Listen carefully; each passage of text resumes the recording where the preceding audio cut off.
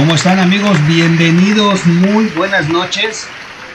Ya iniciando, por ahí tuve problemitas técnicos, ya saben cómo es este tema del internet, a veces la chocantería de la tecnología.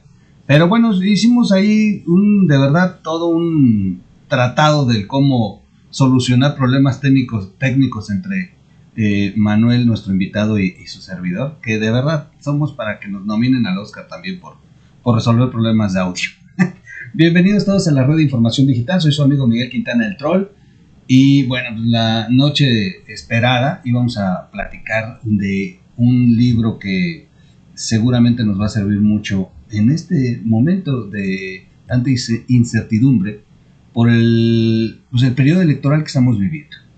Así que bienvenidos, no voy a tardarme más en presentar a su autor, nuestro invitado de esta noche.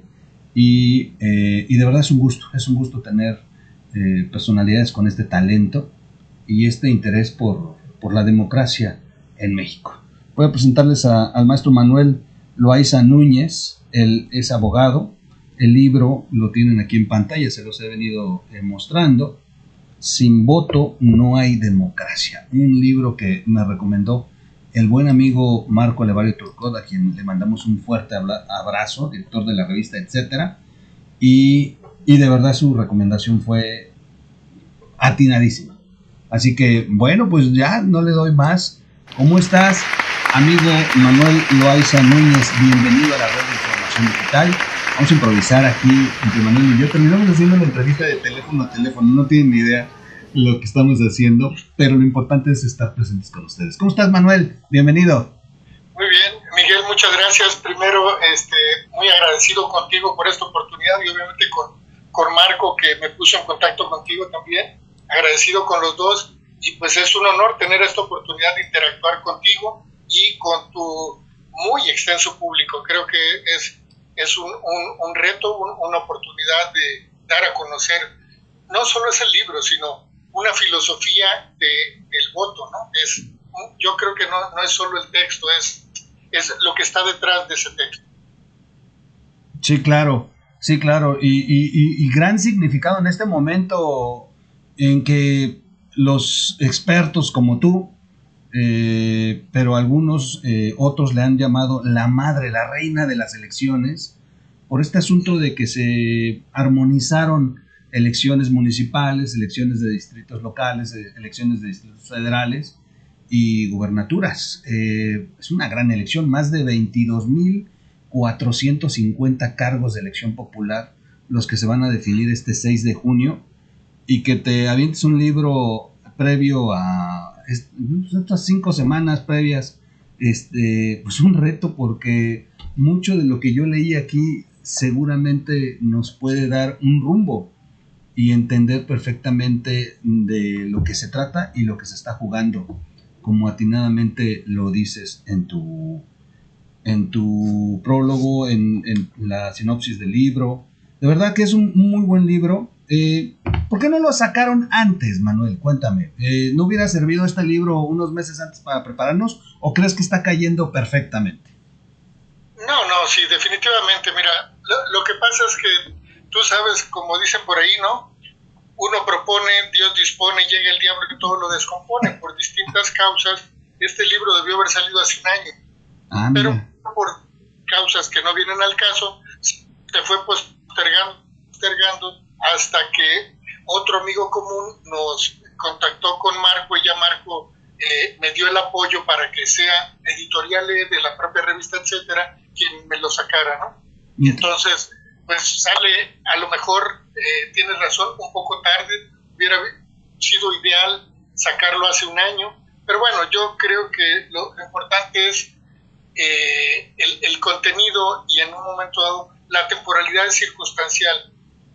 Nosotros, si bien es cierto que antiguamente había elecciones un año sí y otro también, y ahora se han modificado las constituciones básicamente de los estados para homologarlas con las federales, para que haya 2 bloques de elecciones cada 3 años, ¿no? Entonces, ese cambio ha venido a darle esa significación, pero pues la democracia se ejerce día con día, no se ejerce cada 3 años, ni se agota en el simple pero muy trascendente hecho de tachar una boleta y optar por una de las opciones en la contienda, ¿no?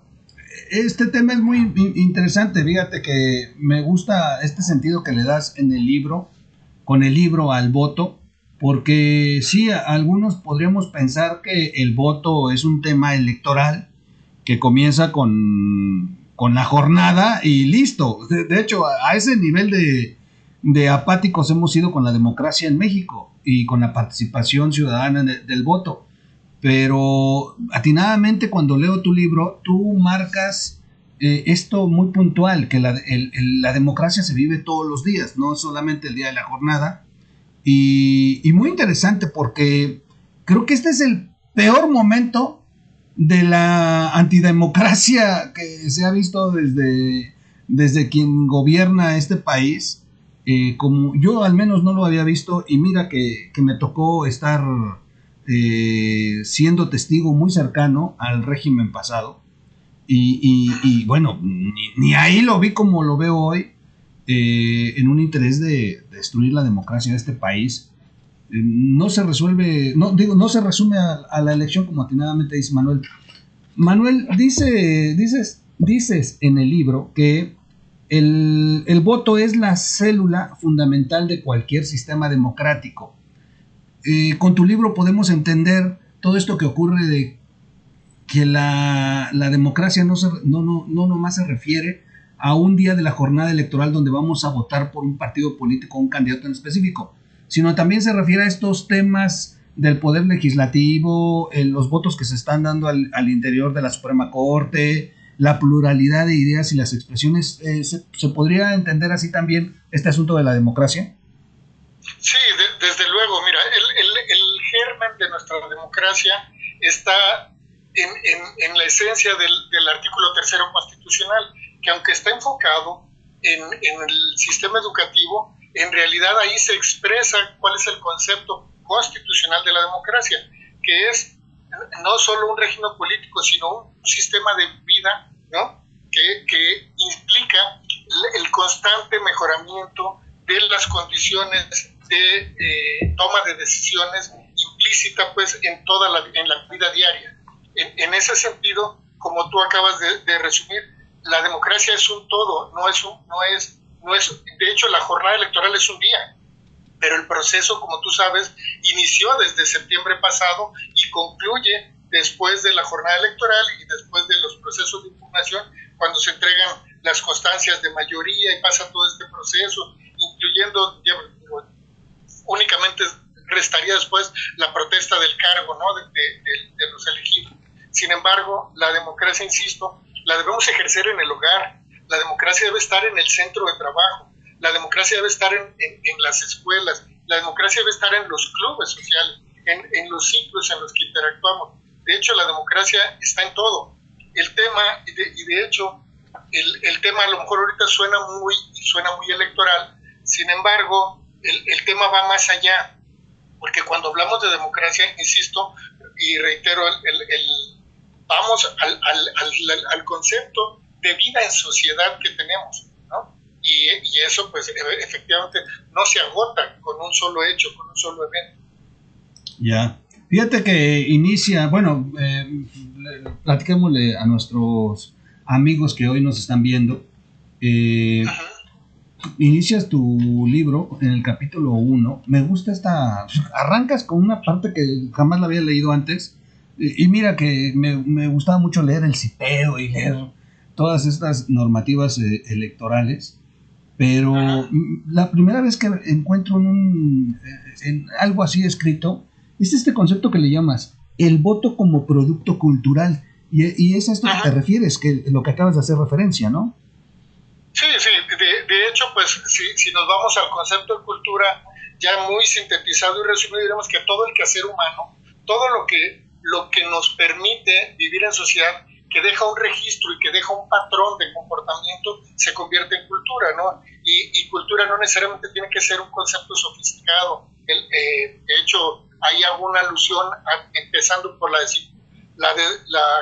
conceptualización etimológica, la descripción que tiene el diccionario de la lengua, y luego vamos al voto como un producto cultural, como un producto de los modos de tomar decisiones, de los modos de ponernos de acuerdo, que al final del día es eso, cuando contratamos o reclutamos personal para nuestro servicio, que eso es lo que hacemos cuando votamos, porque toda elección es un proceso de reclutamiento y selección de personal, y estamos seleccionando personal para que nos sirva a los ciudadanos.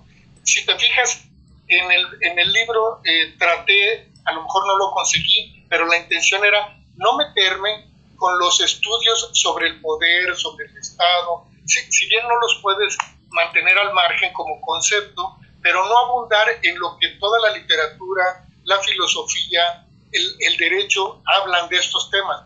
Por eso ahorita te iba a decir, me dices que soy un experto. No soy experto ni en derecho electoral ni en muchos otros temas. Simplemente soy un ciudadano interesado en el fenómeno de la democracia, en el esquema de vida de la democracia, y también evidentemente pues en el voto, ¿no? Y el libro está pensado para mí todo libro es un diálogo entre el escritor y el lector. En este caso es un diálogo de ciudadano a ciudadano. Yo no me estoy dirigiendo a los partidos políticos, no me estoy dirigiendo a los poderes constituidos, me estoy dirigiendo al ciudadano para que valore y entienda que el que tiene el poder originario es él. Todos los ciudadanos tenemos ese poder, que en la medida en que lo sumamos al de nuestros iguales, convertimos el poder individual en poder colectivo. Y ese poder es el que le transmitimos y empoderamos al servidor público.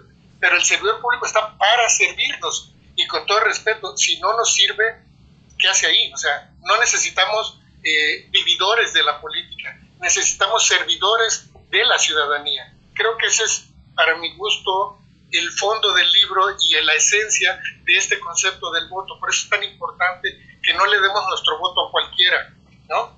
Obviamente eso implica un esfuerzo, pero nadie nos va a regalar nada. Bueno, hasta el día de hoy nadie nos ha regalado. Lo que hemos tenido lo hemos ganado como sociedad, como ciudadanía, a través de años de esfuerzo, a través de estar en ese golpeteo y en ese jaloneo por abrir las puertas de la democracia, ¿no? Pasar de un partido único a un partido hegemónico, a el juego de partidos, a unas elecciones controladas por el Estado, a unas elecciones controladas por ciudadanos, a unas elecciones creíbles, a unas elecciones democráticas donde, yo he sido presidente de casilla en 2 ocasiones, tengo el honor de decir, yo verifiqué cada una de las boletas, verifiqué y conté cada uno de los votos, yo rellené obviamente con la participación de los vocales, del secretario, levantamiento de las actas de escrutinio y cómputo, la entrega del paquete electoral en el distrito correspondiente. Entonces, esa responsabilidad, esa chamba es de los ciudadanos, no es ni de los partidos, y si bien el INE la coordina y las OPLES en las entidades federativas la coordinan, pero el proceso es una responsabilidad absoluta de los ciudadanos, y eso nos debe dar en confianza de que la participación de nosotros cuenta y se cuenta bien. Y no nomás es un eslogan del INE, sino es una realidad. Es un hecho. Sí. Es un hecho, es correcto. Cualquiera pensaría cuando lee tu libro que eres un mapache profesional. Pero no, para nada, en absoluto. No está dirigido, insisto, a los partidos, está dirigido de ciudadano a ciudadano. Y eso me gusta, porque inclusive puede ayudar mucho a entender una parte fundamental que hasta la remarcas en el capítulo 1, que es el de el voto, derecho y obligación. Yo creo que es correcto. Al día de hoy, ¿consideras tú que la sociedad ya ha entendido esta parte que le otorga la Constitución? ¿O todavía andamos en pañales en esta? Este es un principio muy, muy, muy importante de la democracia en el mundo entero. El hecho de que sea un derecho y una obligación el voto. ¿Tú cómo ves a México? Digo, yo ya leí el libro, pero ¿qué nos dice el libro? Lo acabas de decir precisamente, Miguel. Estamos en pañales. Cualquier otro concepto sería una pretensión no materializable o no demostrable. Sería una presunción, no un hecho probado, ¿no? ¿Por qué? Porque nuestro nivel cultural está muy por los suelos a nivel en general. Obviamente, en este universo de casi 130 millones, hay muchas personas con muchos estudios, hay muchas personas preocupadas o interesadas e informadas, pero tenemos una base social que realmente hay quienes detestan la política, hay quienes no gustan de la política, hay quienes no les interesa la cosa pública, pero hay otro segmento y creo que es un tema básicamente de la clase media, donde nos hemos preocupado por no solo entender, sino difundir ese entendimiento de la democracia y por eso insisto, este valor, si algún valor tiene, si algo nuevo aporta respecto de lo que otras gentes han dicho al respecto, es ya no, es una versión revisada de uno que edité en 2018, okay, que también para variar salió un poco tarde, y salió a raíz de diversas inquietudes, ¿no? Ya sea en nuestra familia, con los amigos, en todos lados, siempre que se acerca el momento climático, que es la jornada electoral, casi todo el mundo empieza a preguntar, bueno, ¿tú por quién vas a votar? ¿Y por qué vas a votar por esto?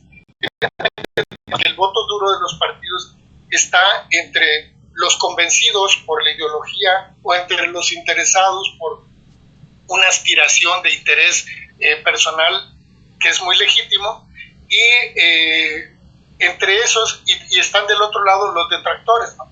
Y como por ahí también lo menciono en algún momento, tendemos a pensar mucho en los derechos, pero no en las obligaciones. Y yo aquí creo que es un llamado también a que nos hagamos responsables de todo el proceso, ¿no? Que nos hagamos responsables, cada uno de nosotros, de investigar quién va a ir por diputado local o diputado federal en nuestro distrito, si ese es el proceso en el que participamos. ¿Quién va a ser el gobernador o el presidente municipal? ¿O cómo está integrada la propuesta de cabildo? ¿Quiénes van para regidores? ¿Quiénes para síndicos? Pero esa es una responsabilidad que no le podemos delegar a nadie. Evidentemente los partidos siempre te van a dar, entre comillas, su mejor versión de ellos, ¿no? Y todos te van a decir que ellos son el mejor, el bonito, el honesto, el capaz, el calificado. Es una venta, o sea, están vendiendo ahí, por ahí circulan las redes un chiste muy gráfico, ¿no? En cuanto a que un cuate se muere, llega al cielo y le dicen, pues no, todavía no te toca, pues mientras vete al infierno, ¿no? Se encuentra sus cuates, chicas guapas, campo de golf, todo el rollo, regresa al cielo y ve y se queda un día y pues nubecitas y la arbita y la música, y dice, no, pues está aburrido, me regreso con mis cuates, vuelve a bajar en el elevador, llega y resulta que lo que hay es un muladar, sus cuates están encadenados, están trabajando como bestias. Pues, ¿qué pasó, no?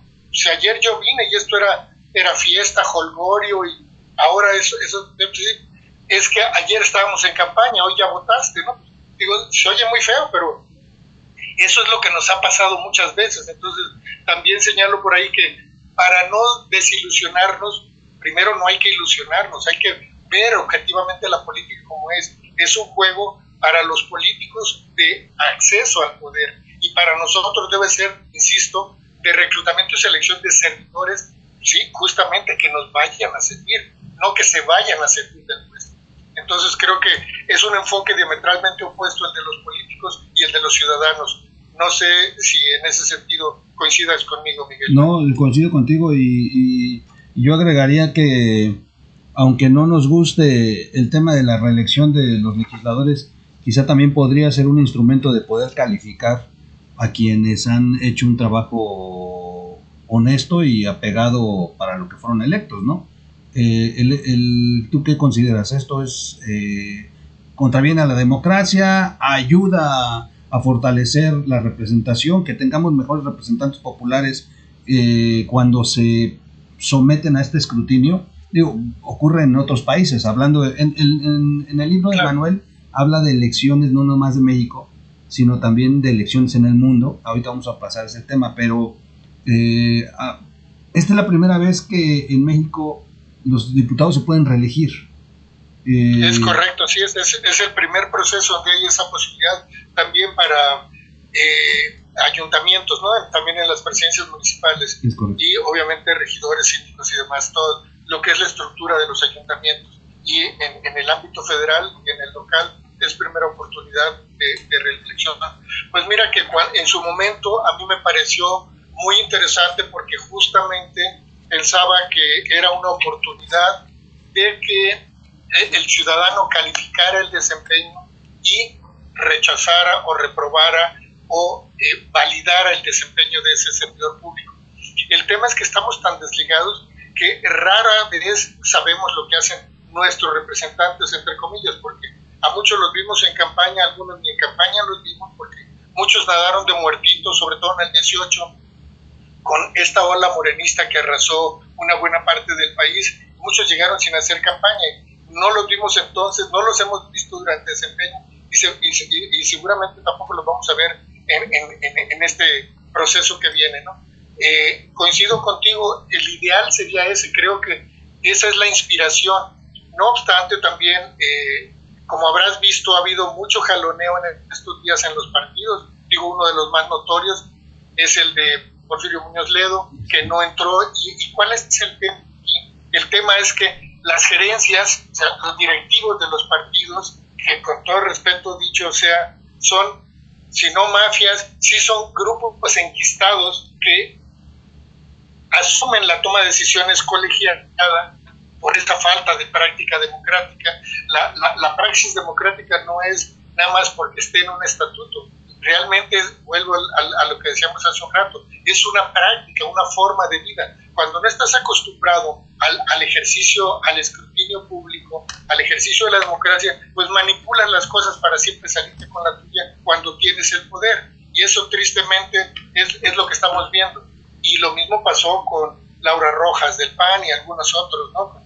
Si no mal recuerdo, y gentes que han tenido un desempeño, si no épico, sí por lo menos digno en el caso de los legisladores. Hay otros que daban pena antes y dan más pena hoy, ¿no? Casos muy notorios que ha estado,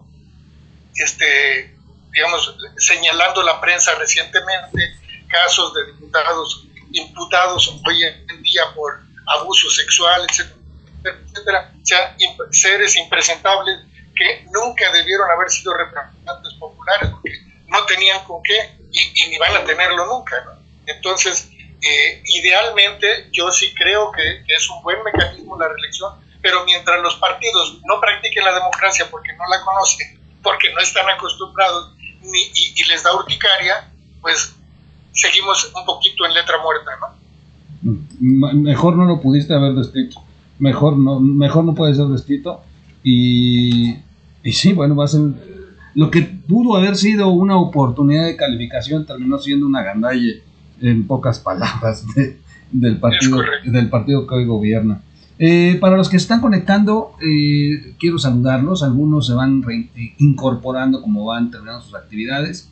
Bienvenidos. Estamos platicando con el autor de este libro que de verdad se los recomiendo de forma brutal. Es Sin voto no hay democracia, de Manuel Loaiza Núñez, y está apareciendo en la parte superior de Manuel los datos de dónde se puede adquirir el libro, cómo adquirirlo, el costo del mismo.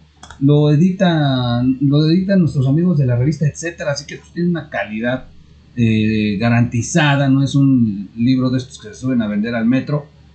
No, de verdad es que sí les garantizo que es un libro que les va a servir muchísimo para entender lo que está sucediendo ahorita en estas 5 semanas previas a la elección más importante de México en su historia y del rumbo que puede tomar este país. Manuel, pudiéramos pensar que es un mapache profesional. No es así. Manuel es abogado, estudió en la UNAM, ha sido servidor público por más de 25 años y ha tenido diferentes cargos muy interesantes. Procuraduría Fiscal, fue abogado hacendario entre el 83 y el 87, subdirector de foros jurídicos en la Secretaría de Energía a propósito de en 1990. Luego te vamos a invitar para que nos cuentes tus impresiones sobre la energía hoy en día, mi queridísimo Manuel. Director de desincorporación de entidades paraestatales de la Comisión Intersecretarial del Gasto Financiamiento en 1991. Gasto Financiamiento. Sí. secretario particular en el Fondo de Fomento y Garantía para el Consumo de los Trabajadores del 92 al 95, director jurídico de la Policía Federal de Caminos en la Secretaría de Comunicaciones y Transportes del 95 al 98. Oye, se me quedó una multa, mi querido Manuel. No es cierto. Además, voy a aprovechar, además de auditor, consultor y jefe de la unidad jurídica del órgano interno del control de control en Pemex, cuando todavía Pemex era una empresa más o menos que se vendía en Pemex Exploración y Producción del 98 al 2010. Es consultor independiente en materia de contratación pública, responsabilidades administrativas de los servicios públicos y atención de observaciones de órganos de fiscalización. También ha sido comentarista en la Radio Ciudadana del Instituto Mexicano de la Radio en los programas Conciencia del Presente y Zona de Expresión. Él es Manuel Loaiza Núñez, el autor de este libro, que es el libro del momento, el libro del que estamos platicando, Sin voto no hay democracia. Y es un libro que nos ayuda a entender que el ciudadano es la célula básica de la democracia en México, y no los partidos, y no toda la esta familia política que tenemos tan desprestigiada hoy en día. No, deje a un lado lo político. Si a usted le saca urticaria, como dice Manuel, y vaya usted al hecho de que como ciudadano usted tiene un poder inmenso que se le otorga la Constitución, y es el de ejercer su voto, y no nomás el día de la elección. Como dice Manuel y como lo platica en el libro, la democracia se vive todos los días en diferentes facetas de nuestra vida dentro de la sociedad. El libro nos ayuda a entender por qué la democracia se vive todos los días y por qué el ciudadano es fundamental en la participación de la misma. Gracias, Manuel, por otorgarnos. Quiero nomás platicarle a nuestros invitados para seguir en esta entrevista. Estamos haciendo de verdad milagros. Tuvimos un problema técnico, Manuel y yo, y no es la entrevista que tan acostumbrada que luego tenemos, pero está saliendo muy fluida, está saliendo muy rica. Me siento cómodo, yo creo que ustedes también. Así que si le ven ahí unos detallitos técnicos, yo ruego que ustedes nos comprendan. Antes logramos sacar la entrevista. La verdad estábamos a punto de cancelarla, pero le echamos los kilos y aquí las cosas con intención se logran y lo pudimos hacer. Gracias, Manuel, por comprender la situación en la que estamos trabajando ahorita. Y lo importante es que el auditorio se lleve la idea de lo que es este libro. Vamos al capítulo 2. El libro es muy extenso. Yo necesitaría de verdad 8 días para platicar con Manuel del libro. O sea, el libro es una herramienta brutal. Me gusta la parte donde tocas el asunto de la democracia en los pueblos indígenas, sobre este asunto de el régimen de usos y costumbres, de Oaxaca, Chiapas, pero ¿cómo tú sí logras darle este objetivo, a pesar de que son elecciones tan cuadradas, porque son decisiones ahí del pueblo?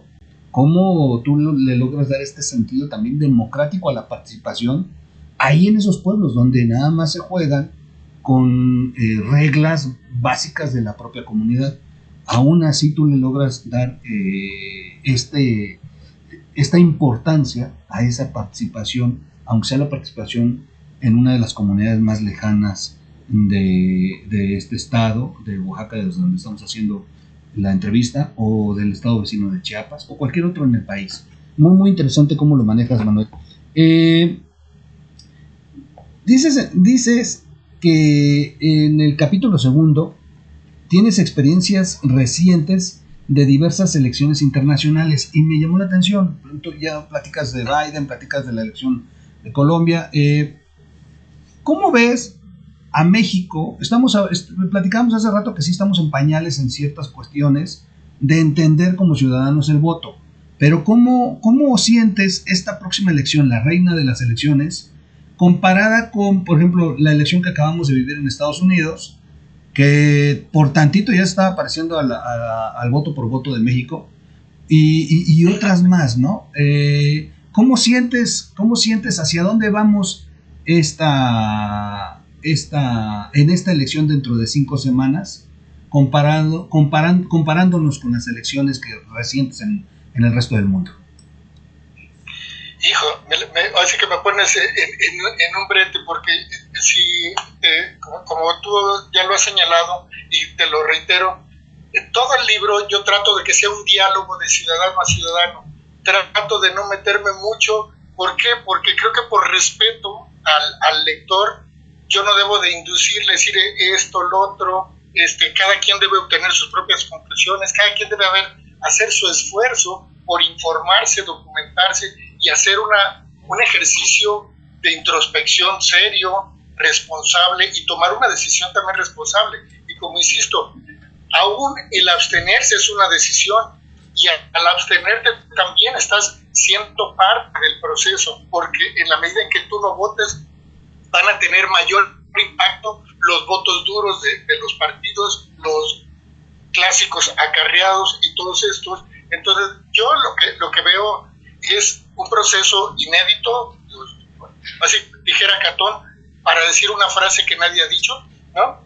En este sentido de que, si bien es cierto que, como señalabas hace un momento, Miguel, cada vez que hay elecciones decimos que es la madre, ¿no? Sí, en 18 hubo 17,000 cargos, hoy van a ser más de 20,000 cargos los que están en disputa, y en 2024 van a ser seguramente cerca de 25,000 o no sé cuántos, porque vamos a volver a renovar presidencias municipales, diputaciones, congresos, las gubernaturas que no se están renovando ahorita son 15, ¿no? Pero entonces van a ser 17, y entonces va a ser otra vez la madre de todas las elecciones. Y hay dos temas, y yo me gustaría que cada uno de nosotros responsablemente quitásemos toda la basura, todo el ruido que hay alrededor de los procesos electorales, de los ataques, de las agresiones de unos partidos y otros, que veamos el meollo. Bueno, vamos a elegir diputados. Bueno, ¿cuáles son las facultades de los senadores, de los diputados? Pues legislar, básicamente, ¿no? También, evidentemente, como tú lo sabes, pues entre otras funciones tienen las de practicar el desafuero, ¿no? Tienen facultades concurrentes a ambas cámaras, facultades exclusivas como la Cámara de Senadores en materia de política exterior, de ratificación de altos funcionarios de Hacienda, del Ejército, de la Armada, del Servicio Exterior. Entonces, y la Cámara de Diputados en exclusiva autoriza el presupuesto y a través de la Auditoría Superior revisa el gasto público, cómo se ejerció ese presupuesto que autorizaron. Y hay ese tipo de cosas. Entonces, cuando te prometen otras cosas, un tinaco y eso, perdón, eso no tiene nada que ver ni con la democracia ni con las funciones de un legislador. No te pueden prometer lo que no van a cumplir. O te están engañando, o te están comprando, o te están manipulando, pero no te están ofreciendo nada. Entonces, como también señalo en algún momento, no hay que esperar a ver si nos sale bueno, ¿no? O sea, por ahí, como decía Oscar Wilde, ¿no? No tienes que acabarte un libro para saber si es bueno o malo. Igual, él hacía el símil con una sandía, ¿no? No tienes que acabarte la sandía para saber si es rica. Con un gajo sabes si está sabrosa o no. Bueno, lo mismo pasa con los libros y lo mismo pasa con la democracia. No hay que esperar a ver cómo nos sale. Más bien nosotros hay que imponerles. Creo que el gran déficit de nuestra democracia, y evidentemente porque tenemos el déficit cultural y déficit de civismo, y en el civismo me refiero a participación activa, porque charlas de café, sobre copa o sobre mesa, todos tenemos, y todos componemos y descomponemos el mundo, sí, pero el mundo no se compone con saliva, ni con pláticas, ni inclusive ni con libros, se compone con la acción. Entonces, lo que tenemos que hacer es actuar, y esa actuación implica, bueno, hasta dónde el marco político nos lo permite, ¿no? De hecho, si nos vamos al Plan Nacional de Desarrollo, tanto la Constitución como la Ley de Planeación nos dicen que debe haber una participación de los sectores públicos, social y privado, y deben de armonizarse los intereses, y tiene que ver con el futuro, con esa visión de país que queremos construir. Y no es inventar el país cada 6 años, es tener una visión, sea 20, 30, como los objetivos de la ONU, ¿no? Que primero fueron del 2000 al 2015, ahorita están al 2030, y lo podemos proyectar al 2050 o al 2100 si quieres. Ir construyendo en ese sentido. Necesitamos unidad, en lugar de la división que desde el poder se ha propiciado ahorita, tenemos que buscar nosotros la unión. Y la unión no es choro, es la unión hace la fuerza. Y la fuerza la tenemos nosotros, los ciudadanos, tanto los que votamos como los que no votamos. Por eso es importante jalar a los abstencionistas. No hay forma de obligarlos, hay que hacer conciencia. Hace un rato tú me preguntabas, el derecho y la obligación, sí. El tema es que estamos muy acostumbrados a exigir derechos, pero poco acostumbrados a cumplir con nuestras obligaciones.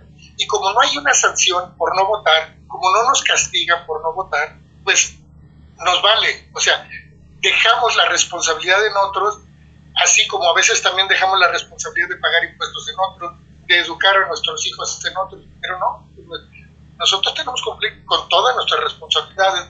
Tenemos responsabilidades como hijo, como esposo, como padre, como abuelo, en el rol que estemos, como empleado, como patrón. Lo que hay que hacer es hacer lo que nos toca hacer en el momento en que hay que hacerlo. Y en esa medida, el día de la elección, tenemos que responsabilizarnos no solo de que todos votemos, sino que ese voto se cuente, que el resultado, bueno o malo, va a ser el producto de nosotros, de nuestro esfuerzo, de la suma de esas individualidades. Y en consecuencia, ¿qué es lo que sería previsible? Lo deseable es que la opinión mayoritaria se impusiera. Eso es lo deseable. Lo posible, pues, es los que sí actúen, los que sí vayan, los que sí marquen adecuadamente la boleta, son los que van a decidir. Y en esa medida, creo que no les va a quedar a los demás otras más que reconocer eso. Por eso es tan importante que los ciudadanos sigamos siendo, que seamos tanto el actor central del proceso como el del escrutinio y cómputo, para que las autoridades o las instancias competentes únicamente validen que lo que ya hicimos los ciudadanos es correcto y que ahí está expresada la voluntad general, o por lo menos la voluntad mayoritaria. Y pues, no necesariamente, o por lo menos yo no soy fanático de la uniformidad, al contrario, creo que la pluralidad, la diversidad nos enriquece, el pensamiento único nos empobrece. Entonces, el votar todos por uno solo me parece que es no solo no deseable, sino contraproducente. Todos son válidos. El tema es, bueno, ¿y cómo le vamos a imponer a ese personal reclutado a nuestro servicio, imponer la agenda, no la suya, que no se imponga la suya, sino la nuestra? Bueno, pues participando. Así como hace un rato mencionaba que debemos participar en el diseño del proyecto de gobierno, en el Plan Nacional de Desarrollo, en el Plan Estatal de Desarrollo, en el Plan Municipal de Desarrollo. También debemos de participar en el seguimiento, en el ejercicio de la función, y cuando no estén al servicio de la ciudadanía, promover la destitución de aquel que no nos sirva. O sea, por eso insisto, la democracia es un tema del día a día, no solo de la jornada electoral. No sé si te contesté o le di muchas vueltas al tema, Miguel. No, muy puntual, y me gusta que hagas énfasis en el tema de que el libro es como una narración y que estás respetando mucho el asunto de no inducir. Me gusta mucho porque esto logró darle al libro una remarcar algo que nos ha faltado comprender, Manuel, y de verdad te agradezco mucho cómo lo has llevado. Por cierto, creo que es el capítulo siguiente, es el capítulo 4, el del poder político. Me gusta porque tú, cuando uno escucha quiénes son los políticos, luego hace puchi. O sea, ay no, políticos me caen mal. Y yo he tenido grandes debates aquí en el canal, porque de pronto les digo, no, es que los políticos, todos somos políticos. De hecho, apenas tuve una entrevista con Lili Telles y decía, no, yo no soy político. No, tú eres político. O sea, desde el momento que estás ejerciendo estas funciones de representación popular y el hecho de estar teniendo diversas actividades, le da un poder político que a veces no entendemos y creemos que el poder es el que reside en aquel que está sentado en la silla. Y a mí me gusta mucho en tu libro porque tú dices, el poder radica en el pueblo, emana del pueblo, nace en el ciudadano y de ahí todo para arriba. Y esto me gusta mucho porque si vemos hoy atropellos en las autoridades, si vemos estos asuntos que pasan en el Tribunal Electoral o en muchos otros actos de los que nos asombramos y nos enojamos, pero el día que comprendamos que el poder lo tenemos nosotros, como atinadamente lo dijiste hace rato, entonces vamos a levantar la voz unificados, usando este poder, y no nos paran, y entonces vamos a transformar el país en 2 minutos. Pero sí nos ha faltado mucho, y me gusta esta parte de tu capítulo 4 sobre dónde radica el poder y cómo lo has llevado. Es parte de lo que te pregunté al inicio, de si estábamos todavía en pañales en el asunto de saber si el voto, hemos comprendido si es una obligación y un derecho. Y vuelvo ahora al tema del poder en el ciudadano. También siento que estamos en pañales, Manuel. Pocos materiales se manejan así. ¿Pero crees que nos quedemos ahí o si vemos una sociedad que poco a poco está descubriendo este poder?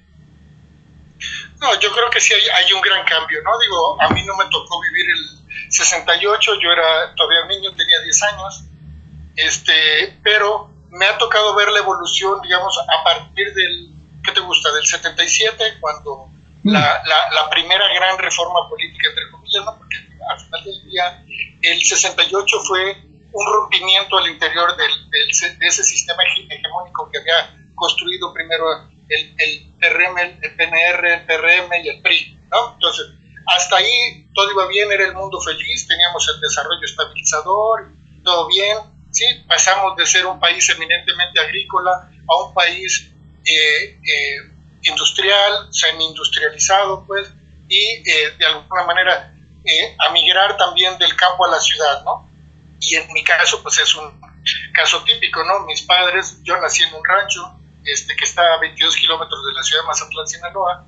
Mis padres vivieron una buena etapa de su vida en una hacienda mezcalera, que tenemos algo en común ahí ahorita que andas en Oaxaca, y todos fuimos migrando a Mazatlán, y una de las razones, porque el trabajo del campo era muy duro, pues todos queríamos terminar la primaria para irnos rápido a estudiar, para no estar trabajando en el campo. Entonces, era como un estímulo a la superación personal, y en esa época no existían ni Prospera, ni apoyos, ni nada, ¿no?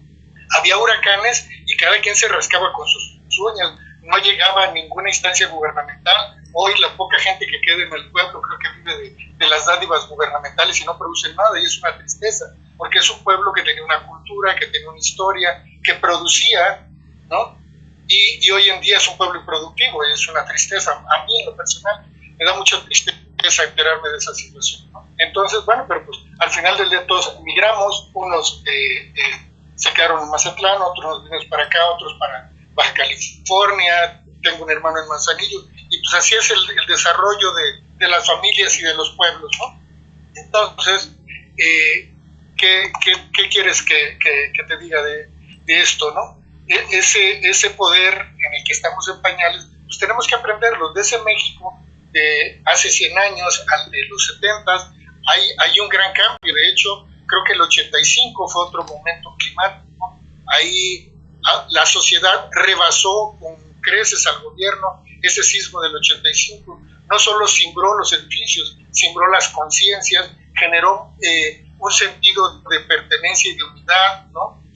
Mucha gente, bueno, ahora en el 2017 igual, ¿no? Ese mexicano solidario, el que ayuda en la desgracia, pero que sale y luego se desaparece, y dices, ¿dónde quedó, no? Ese mexicano debe estar todos los días en activo, ¿no? Cuando atropellan a un ciclista, cuando a las mujeres no le reconocen sus derechos, cuando a un trabajador pierde el empleo, ahí debería estar el mexicano solidario. Ese no solo en los momentos que yo les llamo de crisis sistémica y de no regreso, ¿no? Entonces no hay que esperar que las cosas lleguen al extremo, si podemos en paz construir. Y hace rato tú hacías un señalamiento por ahí de qué más podemos hacer. Bueno, yo creo que el principal reto para los ciudadanos es ponerle controles al poder. Es decir, pues nomás que está muy difícil, porque las leyes las hacen los políticos. las ejercen los políticos, tanto, y me refiero, ahí sí abarco a todos, incluyendo a los órganos autónomos, aunque es por su especialidad y su parte técnica. Al final del día todos hacemos políticas, como tú acertadamente, lo mencionabas hace un minuto. Entonces, ¿cómo vamos a superar eso? Pues está difícil, porque creo que hay un déficit, los partidos políticos nos deben mucho, porque al ser instancias de interés público, por eso reciben recursos públicos, cosa con la que yo no comulgo del todo, pero bueno, debiesen ser quienes aglutinaran los intereses colectivos y empujaran los liderazgos naturales a quien fuera el mejor sector, digo, sin que necesariamente tenga que ser un esquema meritocrático, pero bueno, ese sería un poquito el ideal. Sin embargo, al ser camarillas gerenciales, pues se despachan con una concepción patrimonialista del poder, y el ciudadano se convierte en un simple espectador. Creo que esa es la parte en la que tenemos que... Claro, ellos se consolidan como grupo, tienen objetivos, tienen una estrategia, tienen un programa de acción, lo ejecutan con nuestros recursos. Sin embargo, el ciudadano somos tan diversos, es tan plural la participación, que los ciudadanos no hemos entendido que tenemos que tomar también banderas. Verbigracia, ¿no? Si hoy en día los trabajadores del sector salud, y me refiero básicamente a los del sector privado, tienen carencias y han sido menospreciados, no se les ha reconocido como demandantes de primer orden para las vacunas anti-COVID, pues bueno, esa es una bandera. Debiésemos, todos los que tenemos un amigo, un familiar que trabaje en el sector salud, sea médico, y me refiero también al sector privado, no, insisto, no solo al sector público, ¿no? Sea camillero, sea enfermera, sea administrativo, porque todos están en zona de riesgo, pues todos debiésemos empujar en ese sentido, que si no hay medicinas para los niños con cáncer, pues debiésemos tomar, evidentemente no podemos ser todólogos, ni andar en todos los temas, ni en todas las fiestas, ¿no? Entonces tenemos que seleccionar en qué rama queremos nosotros intervenir o participar. Igual, si vemos que el INE está en riesgo, que está amenazado con su desaparición, pues nosotros tenemos que generar acciones de solidaridad con el INE, porque es un baluarte de la democracia, que aun cuando es responsabilidad de los ciudadanos, el aval va a ser el INE al final del día, ¿no? Que si hay un riesgo para el Poder Judicial con este transitorio que prolonga la presidencia y a los miembros del Consejo de la Justicia, pues a solidarizarnos con los jueces como Fierro, el que ha estado concediendo las suspensiones, que los amparos todavía no se resuelven, obviamente, sino son nada más las suspensiones relativas tanto en tema de la ley eléctrica, y pues ahora las que vengan en lo que sigue en materia de hidrocarburos o cualquier otra. Y así, si mi tema son, insisto, las madres solteras, pues ahí esas demandas vía organizaciones de la sociedad civil, apoyar a las madres solteras, la creación, no sé, de instrumentos educativos a distancia, la creación de guarderías o otros instrumentos de apoyo, y así como eso, y eso llevarlo como exigencia a nuestros representantes, ¿no? Y según el ámbito de competencia, si es para cuestiones normativas o legislativas, bueno, pues en principio ir a los legisladores, sino ir al DIF o acudir a las Secretaría de Desarrollo Social, a quien le corresponda, ¿no? O sea, al final del día, insisto, toda la estructura de gobierno en términos del 39 debe estar para servirnos, y si no nos sirve, no tiene razón de ser. Y en esa medida creo que los ciudadanos tenemos también que aglutinar, en lugar de estar atomizados y que cada quien jale para su santo, y que nos importe muy poco la vida y peripecias de los otros. Tenemos que ser más solidarios, más conscientes y más responsables. E insisto, así como exigimos nuestros derechos, también cumplir con nuestras obligaciones. Wow.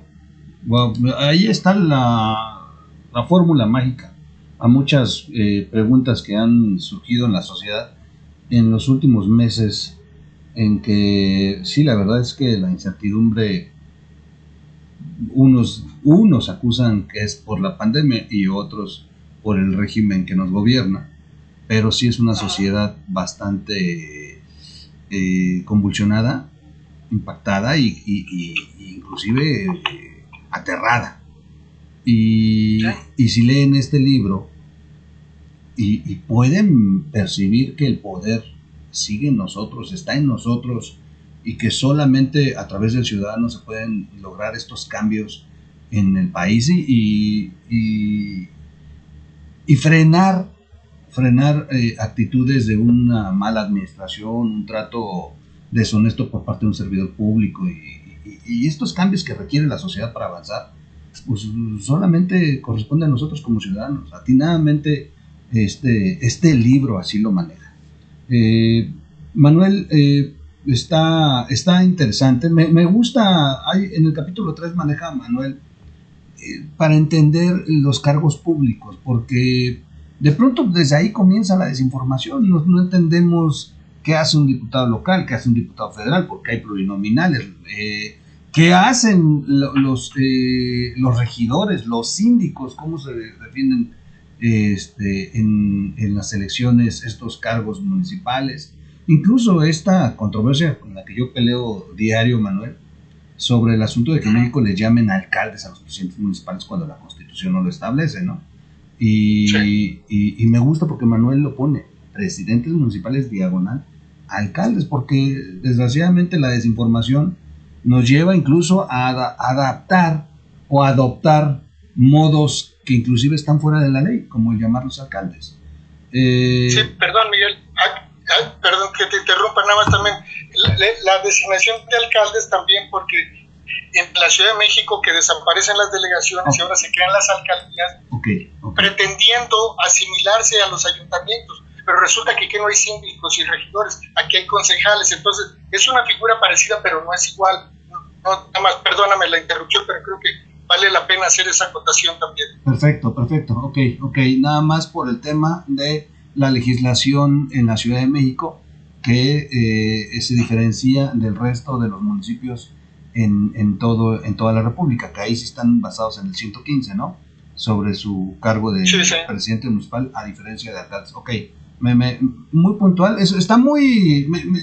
Me gusta el libro porque cuando lo ojeé la primera vez dije, caray, a estas alturas un libro ya a 5 semanas, dije, bueno, ¿qué me podrá enseñar? Pero cuando ya me puse a leerlo, dije, brutal, o sea, parece que lo hicieron a propósito, Manuel, porque te mantiene con datos muy, muy exactos, muy actualizados, como esto que me acabas de decir, pero muy, muy actualizados, y habla de los procesos electorales recientes. Es un libro muy actualizado, me gusta porque de pronto no pierde vigencia, estás leyéndolo y sí te va a ayudar a entender muchos procesos, muchas dudas acerca de los procesos democráticos en México y en el resto del mundo.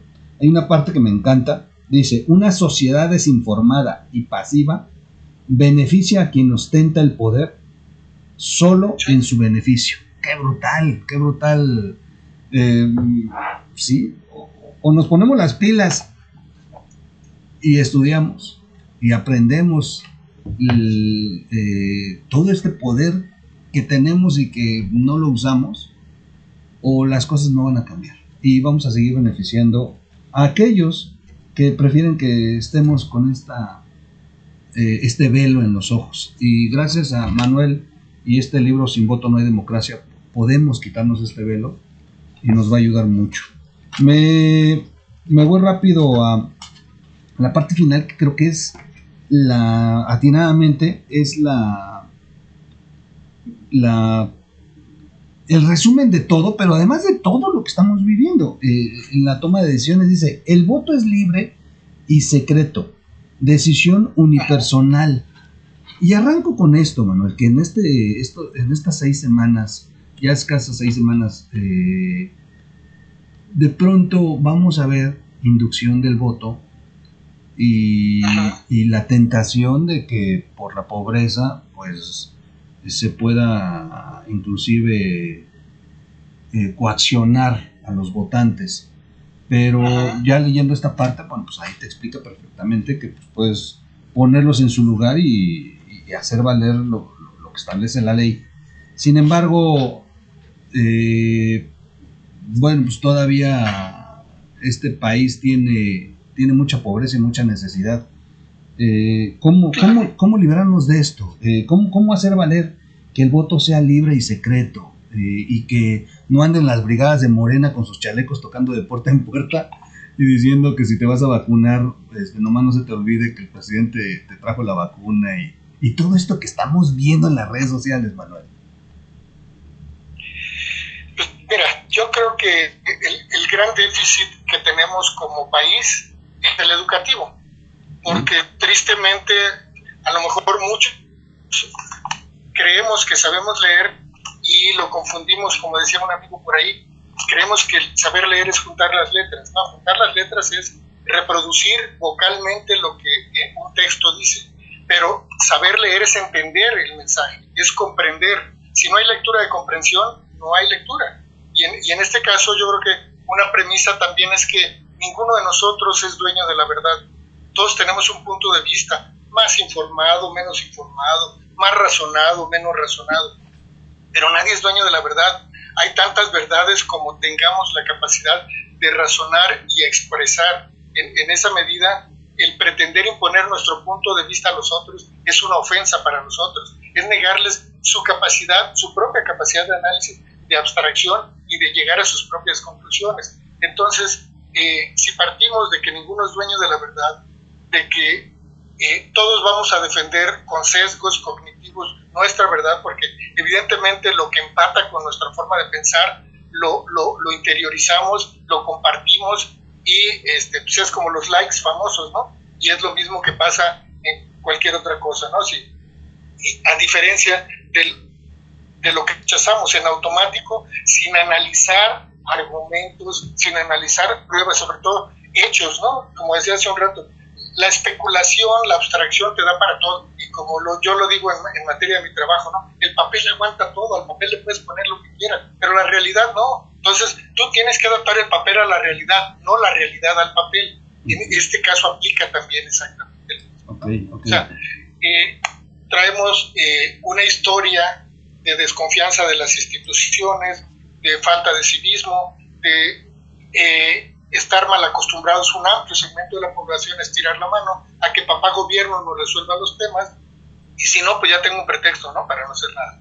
Pero hay otra cultura del esfuerzo, hay otra generación que hemos visto las cosas desde otra perspectiva, que hemos hecho otras cosas en la vida, y no porque yo pertenezca a esa generación, ¿no? Sería el autoelogio, sería una especie de vituperio, ¿no? Más bien, no creo que sea eso, sino lo digo porque muchos, y voy al caso de mis padres no terminaron la primaria, sin embargo siempre nos impulsaron a superarnos, a tener un modo de vida más digamos, menos brutal en el esfuerzo físico para ganarnos la papa, ¿no? Y al final del día, pues, todos casi, con excepción de dos de mis hermanos, no terminaron una carrera universitaria, y fue esa perspectiva de esos señores que no terminaron la primaria la que nos impulsó y la que nos dio, digamos, el motivo para salir, ¿no?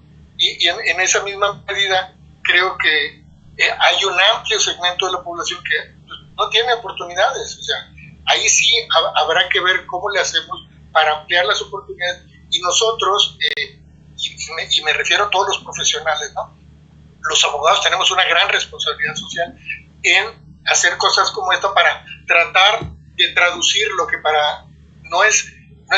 en lugar de usar un lenguaje de iniciados, de especialistas, llevarlo lo más posible al lenguaje común para que todos entendamos lo mismo. Y de esa manera, yo digo, los antropólogos tienen una gran responsabilidad también, los sociólogos, los psicólogos, todos, si todos cumplimos con nuestra parte, el día de mañana vamos a tener una sociedad más racional, más objetiva, más, ¿cómo te diré?, más integrada y más enfocada en un objetivo común, no en que todos para cada quien para su santo. Al revés, tenemos que dibujar ese proyecto de país al que aspiramos y donde coincidamos la mayoría. Evidentemente la unanimidad, insisto, ni es deseable ni es posible. Entonces busquemos ese espacio, construyamos ese futuro compartido y empujemos desde nuestra trinchera cada quien en la parte que nos toca. Creo que eso es lo que nos toca hacer, y pues de alguna manera yo espero que este libro sea mi granito de arena a ese futuro que yo aspiro que disfruten mis hijos y mis nietos, ¿no? Muy, muy, muy, muy fuerte lo que dices, Manuel. Es por eso este quinto capítulo yo creo que es uno de los... Cierra perfecto el libro después de analizar qué es el voto, lo importante que somos como ciudadanos activos, los cargos que se eligen, todo el recorrido que hace el libro hasta llegar a esta parte, el capítulo quinto, la toma de decisiones. De verdad me gusta, es como para hacer una tesis gigantesca de estos puntos. Lo aterrizas al ciudadano, pero me gusta. Y todavía nos falta el capítulo sexto, que es de expectativas y todo, pero me gusta en esta parte de este asunto del mandante y el mandatario. De verdad se me hace brutal cómo lo manejas. Y luego pasas a quién debe mandar y quién debe obedecer. ¿Nos podrías platicar un poco de esta parte del libro, Manuel? Sí, es un poco en el sentido de lo que hace rato te comentaba, Miguel, de que lo que necesitamos es ponerle controles al poder. Si nosotros somos, por dicho en sentido figurado, el patrón y ellos son nuestros empleados, si nosotros con el proceso electivo llevamos un proceso de reclutamiento y selección de personal que serían servidores públicos para servirnos a la ciudadanía, pues en esa medida nosotros somos el que manda, ¿no? Nosotros somos el mandante y ellos el mandatario. ¿Por qué? Porque los sueldos de todos los servidores públicos se pagan con nuestros impuestos. Y aquí quiero hacer una acotación. Hay gente que vive en la informalidad y cree que no paga impuestos. No, todos pagamos impuestos, ¿eh? Lo que pasa es que hay una cosa que lo que serían los impuessts directos y otras son los indirectos, como el IVA, el IEPS, ¿no?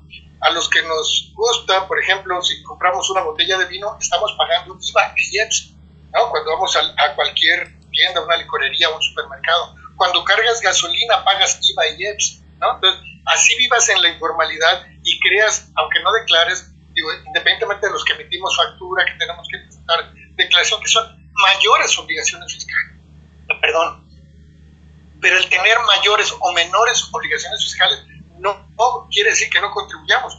En cierta medida, cuando lo que está grabando es el ingreso, a mayor ingreso, hay una tabla ahí para la proporcionalidad, que es lo que establece la Constitución, ¿no? Dice que es obligación de todos los mexicanos contribuir de la manera proporcional y equitativa que establezcan las leyes al gasto público de la federación, estados y municipios, y esa obligación la tenemos todos los ciudadanos. Entonces, en los impuestos indirectos pues no hay duda, está clavado.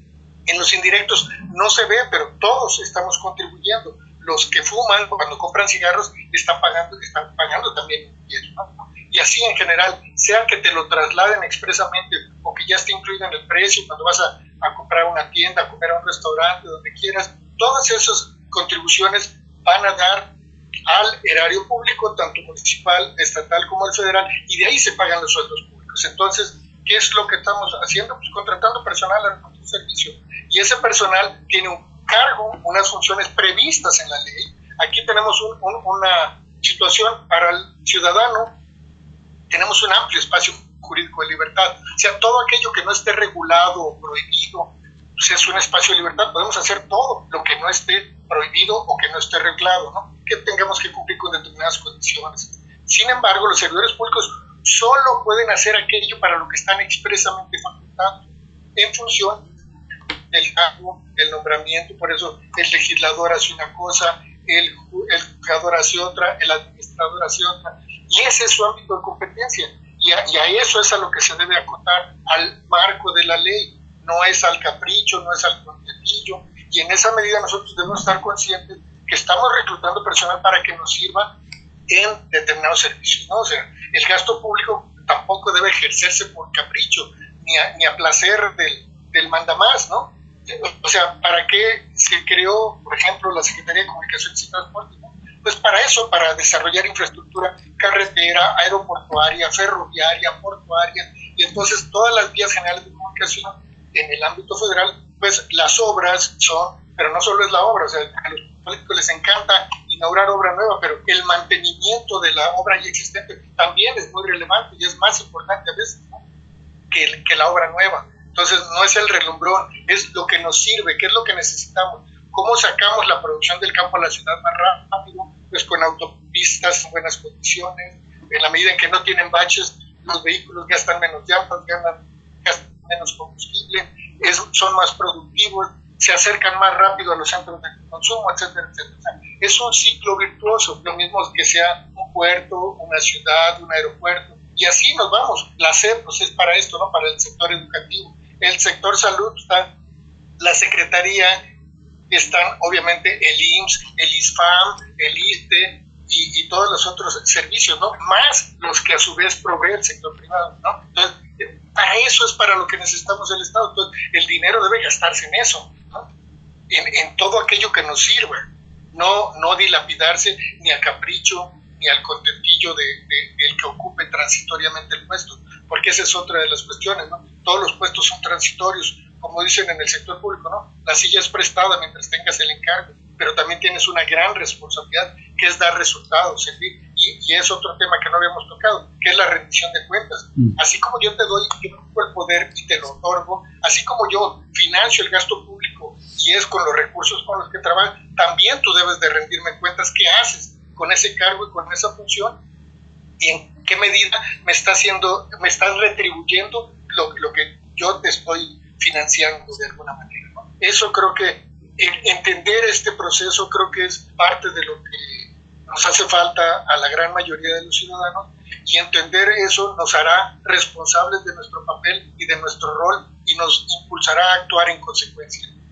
Espero no estar equivocado, por lo menos sé que soy iluso, pero yo confío en que México tiene mucho para crecer, y en la medida en que todos unamos y construyamos ese futuro compartido al que me refería hace un rato y trabajemos en ese sentido, creo que hay mucho por hacer, y la expectativa, aunque a veces se ven las cosas medio turbias, medio nebulosas, siempre tendrá que ser la expectativa optimista, por lo menos esa es la expectativa con la que yo lo estoy viendo. Gracias, Manuel. Estamos hablando con Manuel Loaiza Núñez, autor del libro Sin voto no hay democracia, y brutal, la verdad es que me gustó mucho el libro, y hay cosas como para sentarse con Manuel y platicar horas y horas. Estamos dando un pequeño repaso para que se animen a leerlo, les va a ser de mucha utilidad ahorita en este proceso. Lo lleva Manuel más al ámbito del ciudadano y su participación, lo elemental y básico para la democracia, el que uno participe, así de sencillo. Va poniendo los puntos tan claros del cómo el ciudadano tiene el poder para poder cambiar todo. Y además Manuel es abogado de profesión, y bueno, pues todo también lo enmarca hacia lo que establece la ley, y entonces es un libro muy rico, porque entre la experiencia y el cómo ve él en la democracia en este país, no, sin despegarse del ámbito jurídico, nos lleva durante el recorrido del libro a entender que pues sí, sencillamente tenemos el poder de las leyes, el poder como ciudadanos y el poder de los mecanismos de poder reclutar, calificar a nuestros empleados. Esta parte del reclutamiento me encanta, porque dice Manuel que pues, los políticos no están acostumbrados a pensar así, en que ellos son nuestros empleados. Ellos se sienten pequeños virreyes, dijera la senadora Lili, de un fragmento de la sociedad, pero pareciera que uno les debe de rendir pleitesías en lugar de que nos deben de rendir cuentas, como bien y atinadamente lo dice Manuel en el libro, y como lo acaba de decir ahorita. La rendición de cuentas es un mecanismo que nos ayuda a calificar y a certificar si esta preselección que hicimos a la hora de votar fue la correcta y si están haciendo lo debido. hay mucho que platicar. Yo iría a una pregunta final de tu capítulo sexto, que es ahorita una pregunta muy, muy socorrida en todos los programas de análisis político. El voto consciente, Manuel. Que nos platiques un poco del voto consciente, porque sí he visto que ahorita ha sido parte del jaloneo, ¿no? Entre que el voto razonado, el voto... Pero Manuel en el capítulo sexto habla del voto consciente. Platícanos un poco qué encontramos en el libro, Manuel. Pues mira, para mí el voto consciente es el voto que tú emites convencido de que lo que estás haciendo es lo mejor que se puede hacer, ¿no? Digamos, los que no tenemos el privilegio de tener una ideología determinada o de tener una empatía o una pertenencia a un grupo político determinado, pues tenemos ahí el universo completo, el abanico completo de opciones, ¿no? Entonces, cuando ninguna de ellas empata con nuestros intereses o con nuestra vocación, pues tenemos diversas opciones, ¿no? Yo creo que lo que tenemos que hacer es combatir el abstencionismo. Entonces, digamos, si no puedo votar por el mejor, digamos que votar por el menos peor. Entonces, tener conciencia de eso, pero también conciencia del poder que le estamos entregando a quien vamos a elegir. Y en esa misma medida va de la mano con no le estamos dando un poder irrevocable, le estamos dando un mandato, le estamos entregando una responsabilidad misma, que ese voto no se agota en la boleta electoral, sino que tenemos la responsabilidad de darle seguimiento, exigirle cuentas y en su momento, si fuese necesario, pedir la revocación de ese mandato, ¿no? En caso de que fuera el caso.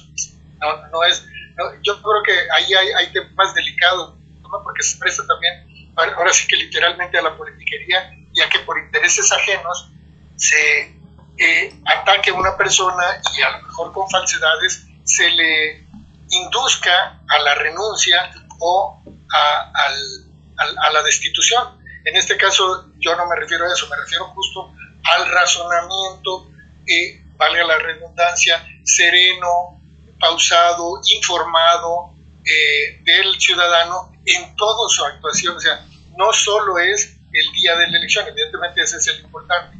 Yo sé que todo mundo al final del día lo que quiere es que gane el de su preferencia, y en ese momento pues hablamos también del voto útil, pero para mí el voto que vale es el voto razonado, el voto consciente, el voto convencido. Yo voy o por la mejor opción o por la menos peor, pero yo estoy convencido, no estoy ni manipulado, ni estoy vendido, ni estoy nada, estoy convencido de que eso es lo mejor, y yo soy un convencido de la pluralidad, de la diversidad, y así como en algún tiempo incluso llamé a anular el voto mientras no hubiera candidaturas independientes, hoy en día les digo, no hay que anular el voto, hay que aplicarlo de la mejor manera, ¿no? Porque al final todas las posturas son válidas. O sea, ¿quién puede decir que la mía es mejor que la otra? Ahí tendríamos todos una ceguera de taller. Todos diríamos, es que yo estoy convencido de que mi punto de vista es el mejor, pero los demás también están convencidos de que el suyo es el mejor. Entonces, ¿cómo podemos llegar a conciliar estos intereses? Primero, respetando esa diversidad y esa pluralidad. Segundo, respetando el resultado, reconociendo que nuestro punto de vista no es el mayoritario, y trabajando, insisto, el día de mañana en seguir con nuestros proyectos. Si ninguno de mis preferidos resulta electo, no importa. Si yo quiero trabajar, insisto, en pro de beneficiar o de apoyar al sector salud, pues voy a trabajar en proyectos que beneficien al sector salud. Si lo mío es la educación, voy a trabajar en la educación y voy a presionar a los elegidos para que en la Comisión de Educación de la Cámara de Diputados se otorguen o recursos o se modifiquen las leyes o lo que proceda, según sea el caso, ¿no? Pero yo tengo que tener mucho más que limitarme a nada más pensar en el voto, ¿no? Creo que ese concepto de democracia del que hablábamos hace un rato, un poquito más de una hora, creo que tenemos que convertirlo en un modo de vida y aplicarlo en nuestra casa, aplicarlo en nuestro entorno social y practicar, al final de cuentas, qué es lo que hacen los grandes deportistas cuando se vuelven, digamos, no quiero usar la palabra experto porque no me gusta, pero sí especialistas, tampoco me gusta, pero bueno, se vuelven prodigios o inalcanzables o únicos en determinada materia. Pues es eso, practicar, sean músicos, sean artistas, sean deportistas, es la práctica, es la disciplina, es la constancia la que nos lleva al éxito. Por eso también me encantaron las palabras que dijo Guillermo del Toro el año pasado, en 2018, en Guadalajara, después de ganar uno de sus premios Oscar, y creo que eso para mí es como una especie de acicate, pero vamos a actuar, no a quedarnos en palabras, no a quedarnos en saliva, hay que traducirlo en hechos, y pues qué mejor hacerlo en el día a día, ¿no? Son 3 años que tenemos que ir a una urna a tachar una boleta. Se desconectó Manuel, permítame.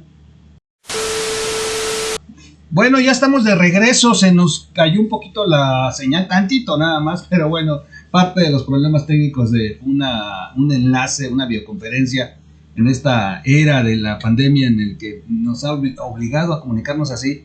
Sin embargo, ahí va fluyendo, ya estábamos por terminar la entrevista, ya nomás iba yo a la última pregunta y luego ya despedir a Manuel, a quien le agradezco mucho por habernos permitido platicar hoy con él. Manuel Loaiza Núñez, autor de Sin un voto no hay democracia, un libro que de verdad les está súper recomendado.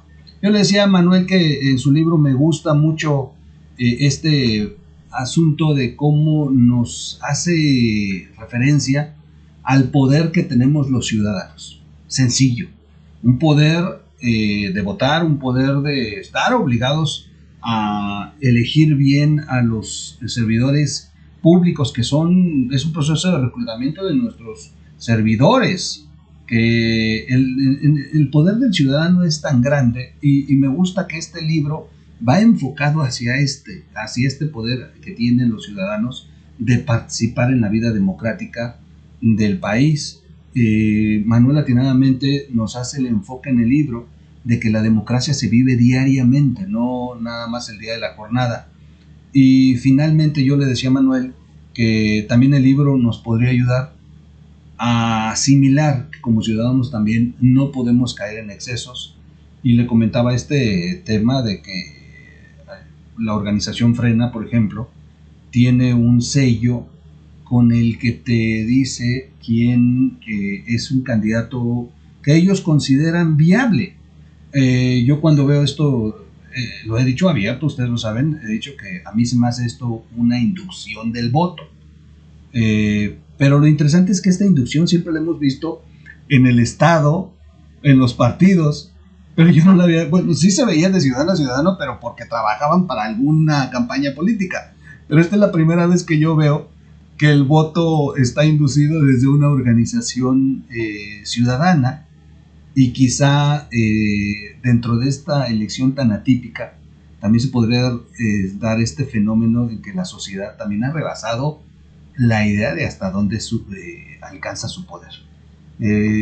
Comentarios finales, Manuel, sobre este punto. Pues sí, bueno, de entrada primero decirte que el agradecido soy yo, Miguel, tanto contigo como con Marco Levario, por darme esta oportunidad de difundir el libro. La verdad es que es un honor para mí estar en tu programa y tener el apoyo que ustedes me han brindado. Entonces, la verdad, el agradecido soy yo, de entrada. Y lo otro, respecto a este punto de Frena, yo creo que es un tema muy interesante, es un proceso que no habíamos visto. Yo no simpatizo con todo, de repente me parece una versión extrema de Morena, desde el otro lado, desde el polo opuesto. De repente tiene algunas iniciativas muy interesantes, como esta del juicio político al presidente y ese tipo de cosas, que si bien es cierto, no tiene ningún valor jurídico hasta ahorita, pero el día de mañana puede llegar a tenerlo. Entonces creo que hay procesos, y es un poquito, creo, regresando a algo que me has preguntado hace un poco más atrás, creo que somos una sociedad muy diferente, y creo que algunos partidos políticos, bueno, casi todos, no se han dado cuenta que el México de hoy es un México muy distinto. De hecho, en el 18 no solo arrasó Morena, sino desapareció. La oposición no existe. La oposición son las mismas caras, los mismos rollos, el mismo esquema, la misma forma de hacer campaña. Ni siquiera en eso han evolucionado. O sea, no aprendieron nada, con todo respeto se ha dicho, para los partidos políticos y los políticos profesionales, entre comillas. Sin embargo, la sociedad es más crítica. Si bien es cierto que las redes sociales son todo un tema porque pues no solo hay mucha violencia verbal y hay mucha desinformación, pero también entre todo ese ruido, entre toda esa basura, si podemos seleccionar, hay muchos aportes, hay gente valiosa en todos lados.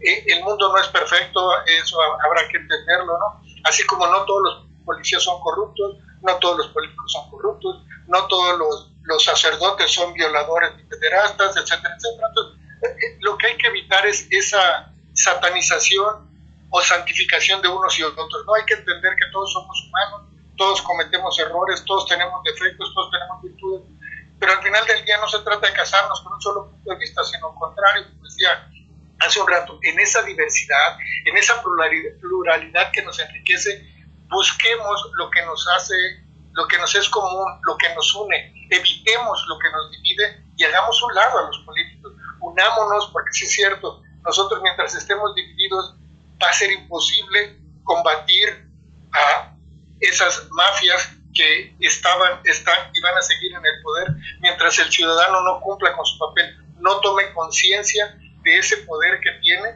que no se agota en el voto, insisto, y cumpla con sus obligaciones y con esa misma cara diga, yo ya cumplí con mi obligación, ahora tú ríndeme cuentas, ¿no? Creo que por ahí es el tema y pues tan válido es el punto de vista de Frena como el mío, como el que opine todo lo contrario y el que diga que digo puras barrabasadas, también es válido.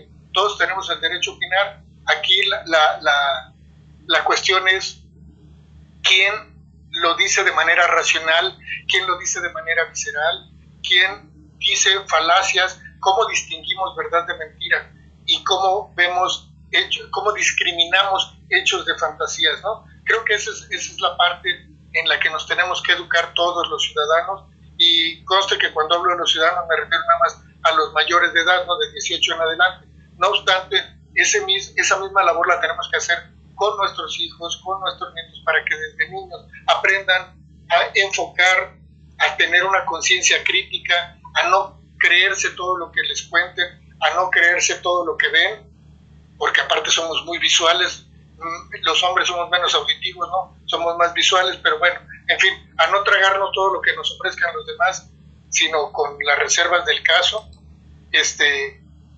razonarlo, racionalizarlo, y si es necesario emocionalizarlo, pero también externarlo, defenderlo y demostrarlo, ¿no? Probarlo con hechos, no solo de manera artificial o artificiosa, ¿no?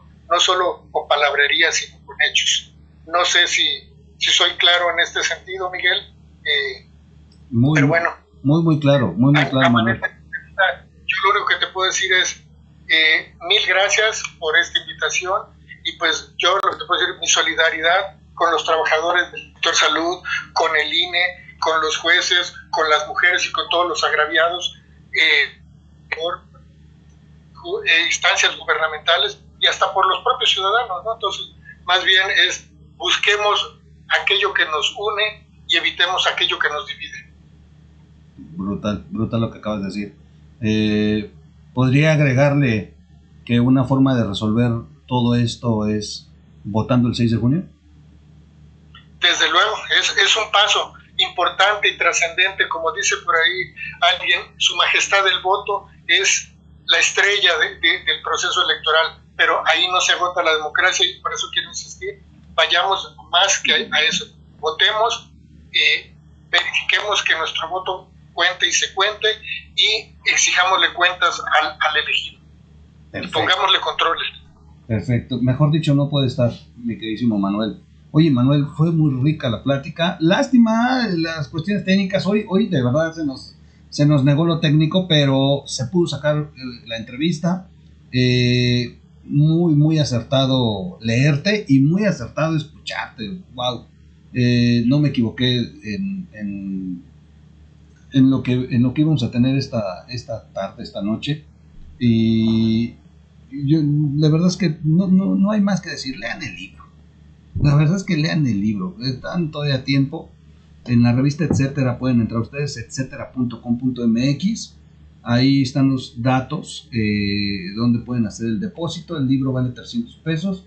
Ustedes les envían su código postal y ellos les regresan ya la indicación de cuánto va a costar el envío.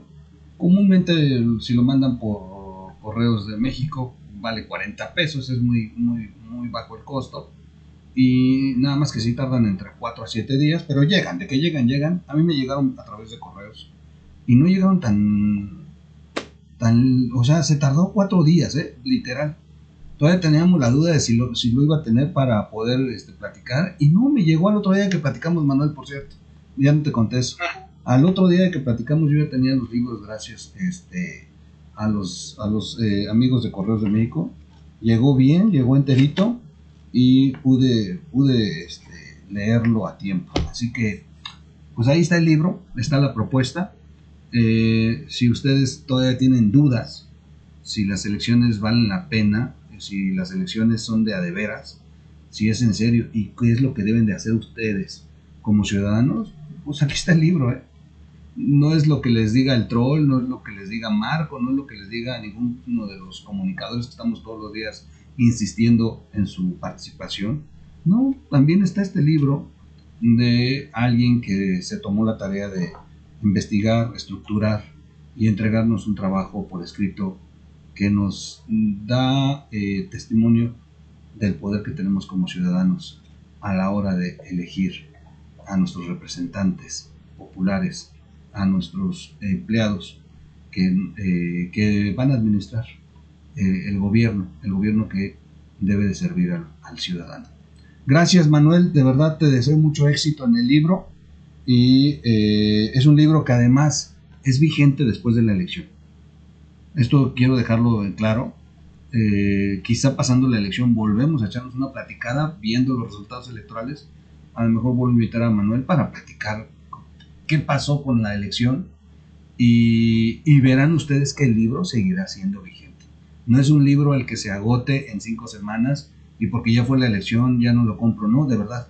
Es un libro que les va a servir para el 2022, para el 2024, para las elecciones internas en su sindicato, para las elecciones en la colonia, para todos los procesos democráticos que se viven. Es un libro que nos ayuda a entender la fortaleza del ciudadano y la democracia para la vida de este país. Gracias, Manuel, muy amable, y agradecerte y disculparme que tengamos una transmisión muy rara, pero bueno, así han estado los canales. Hoy se cayó el canal de López Dóriga en pleno en vivo, así que no creas que nada más le pasa al troll. Sí, cierto, hoy se le cayó al teacher también su transmisión en pleno en vivo. Ha estado muy difícil el internet, pero bueno, salió la entrevista. Gracias, y al contrario, un abrazo hasta allá, Manuel. Gracias. Hasta luego, buenas noches. Bueno, ahí está Manuel, salió de la escena. Ahí está el libro. Yo se los recomiendo mucho. Recuerden la revista Etcétera. Gracias a Marco Levario Turcot, que de verdad se lució recomendándome tanto el libro como la entrevista con Manuel. Y bueno, la verdad es que la entrevista la pude conseguir a través de Marco Levario. Es algo que le agradezco también a Marco. Y qué bondad, porque si fuéramos mezquinos, si fuéramos envidiosos, pues lo entrevisto yo en mi medio, dijera Marco, y pues hay que se joda el troll. No, lo primero que me dijo, oye, ahí está el libro de Manuel, ¿quieres entrevistarlo? Sí, me interesa mucho. Me pasó sus datos, yo busqué a Manuel, se hizo la entrevista y ha sido exquisito. Qué lástima que tuvo un problema técnico él, la señal andaba malona, y la verdad es que le intentamos por todos los medios y la saqué por WhatsApp. Así que ahí está el resultado, medio raro, pero se dio. Gracias a todos por aguantarnos esta tarde noche. Nos retrasamos un poco, no sé a qué hora esté saliendo la entrevista, pero si le gustó, compártala, denle like, si no, denle dislike, y corra la voz. El libro es el que vale la pena, de algo le va a servir. Yo por lo pronto no tengo más que agregar, decirles que estaremos muy atentos de aquí al 6 de junio. Vamos a buscar otras entrevistas que nos ayuden a entender esto de participar. el poder que tenemos como ciudadanos y la responsabilidad incluso con las generaciones futuras. Así de sencillo, así de fuerte, y como dice el libro de Manuel, tiene una parte, dice, así de simple y así de complejo. Mejor dicho, no puede ser. Soy su amigo Miguel Quintana el Troll. Un placer haber estado con ustedes hoy. Déjenme sacar esto. Ok, estoy cerrando el programa con el que hice la transmisión. Y bueno, como es una tradición en este canal, usted tiene la última palabra. Nos vemos en un siguiente video. Gracias. Vámonos.